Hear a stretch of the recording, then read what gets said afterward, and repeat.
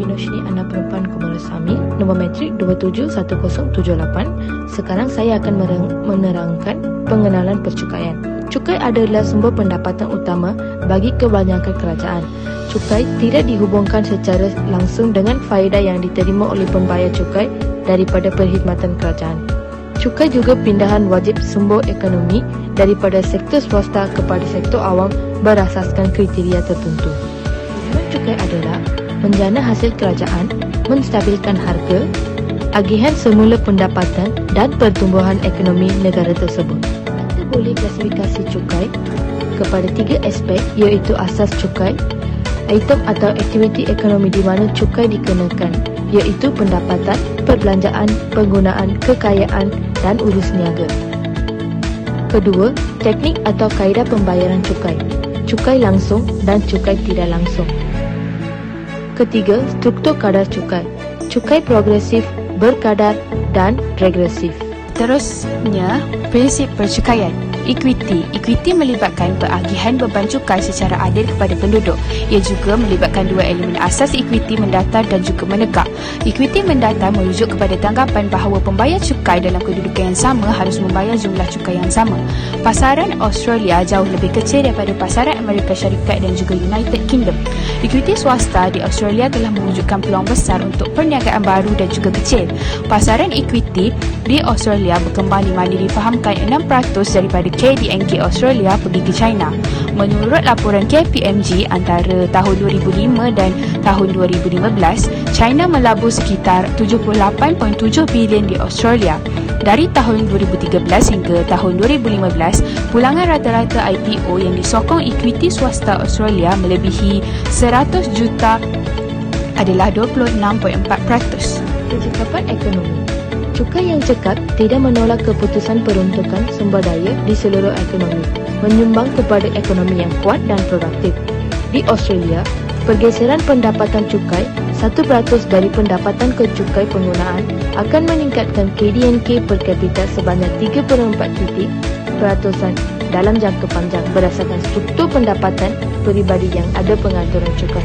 Ini juga akan mengurangkan kos pentadbiran GST kerana pengecualian meningkatkan kerumitan dan menimbulkan kos tambahan untuk kedua-dua perniagaan dan pejabat cukai Australia. Keberkesanan pentadbiran cukai di Australia, penubuhan Pejabat Percukaian Australia ATO diawasi oleh bendahari dan kerajaan telah memberikan kuasa yang sangat luas kepada ATO untuk memastikan integriti sistem percukaian Australia dan pembayar cukai mematuhi kewajipan percukaian mereka. Untuk meningkatkan kecekapan dalam pentadbiran, ATO menubuhkan pasukan pengurusan pelanggan utama. Definisi cukai. Cukai adalah penghutan wajib ke atas individu oleh kerajaan. Di Australia, cukai perlu dibayar oleh individu dan pihak menegak kepada pejabat cukai Australia. Tujuan cukai adalah untuk meningkatkan pendapatan dan perkhidmatan yang menyokong keperluan masyarakat. Di Australia pula, tujuan cukai adalah untuk menyumbang kepada ekonomi dan sosial penduduk Australia. GST adalah sejenis cukai tidak langsung yang dikenakan ke atas kebaikan barang. Di Australia, GST menggantikan WST dan pelbagai cukai negeri yang tidak cekap bersama dengan pembaharuan hubungan kewangan persekutuan secara GST di Australia. GST dikenakan oleh kerajaan Hobart dan dikenakan 10% cukai ke atas kebaikan barang. GST dikenakan sebahagian daripada pakej pembaharuan cukai yang lebih luas.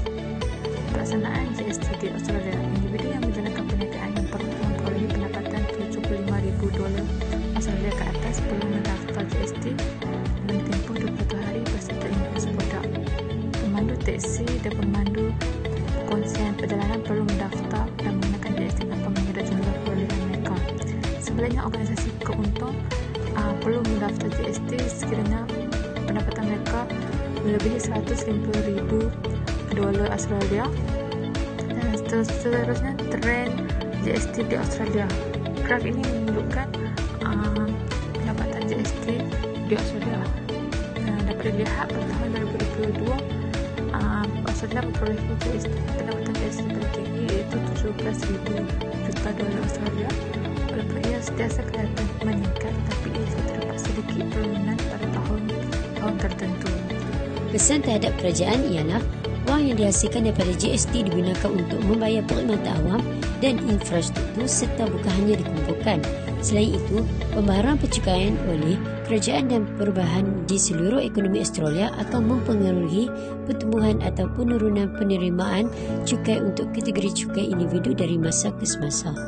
Perniagaan bertanggungjawab untuk mengumpulkan cukai barangan dan perkhidmatan untuk kerajaan ketika mereka menjual produk dan perkhidmatan, kemudian mereka membayarnya kepada pejabat pajak Australia secara bergantian. Kerajaan Australia memperkenalkan undang-undang baru yang membuat kasar pada 1 Julai 2018 yang mewajibkan pengirim semula untuk memungut GST ke atas barang bernilai rendah yang diimport ke Australia. Oleh itu, kerajaan wajib memungut GST ke atas barang dengan nilai $1,000 Amerika atau kurang dan pembeli akan bertanggungjawab untuk membayarnya. Antara yang nilainya melebihi $1,000 Amerika, sama ada item tunggak ataupun berkumpulan, tidak memerlukan perniagaan untuk mengambil GST kerana cukai akan dikenakan di sempadan oleh Kastam Australia. Jadi untuk barang bernilai rendah yang diimport, mesti dikutip atas kos penghantaran dari peruncit ke kerajaan dan kos penghantaran antarabangsa dari kerajaan ke Australia. GST akan ditambah ke invoice penghantaran selagi pesanan $1,000 ke bawah. Pesan terhadap masyarakat ialah masyarakat Australia tidak perlu membayar cukai tambahan setelah berlaku pengurangan dalam sesetengah cukai bahan api, cukai pendapatan, cukai borong persekutuan dan cukai perbankan. Cukai pendapatan yang tinggi tidak perlu lagi dibayar oleh golongan berpendapatan rendah dan menengah disebabkan oleh cukai pendapatan akan dibayar oleh golongan yang berpendapatan tinggi dalam kuantiti yang lebih tinggi. Justru itu, golongan berpendapatan rendah akan dapat dibantu kerajaan apabila kadar GST terus meningkat. Kadar cukai penjualan adalah cukai jenis penggunaan iaitu yang dikenakan kepada pengguna berdasarkan harga pembelian atau penjualan barang dan perkhidmatan tertentu, iaitu merujuk pada kadar yang tertinggi. GST tidak dibayar oleh perniagaan tetapi dikenakan kepada pengguna dalam harga barang dan dikumpulkan oleh perniagaan menjadikannya cukai tidak langsung. Perniagaan kemudian bertanggungjawab untuk melaporkannya kepada kerajaan. Bangunan sesebuah negara akan maju jika rakyat bekerjasama dalam segala perihal yang menguntungkan negara kerana pada masa akan datang ianya juga akan memberi keuntungan kepada rakyat itu sendiri. Oleh yang demikian, cukai merupakan antara contoh kepada kemajuan dalam sesebuah negara.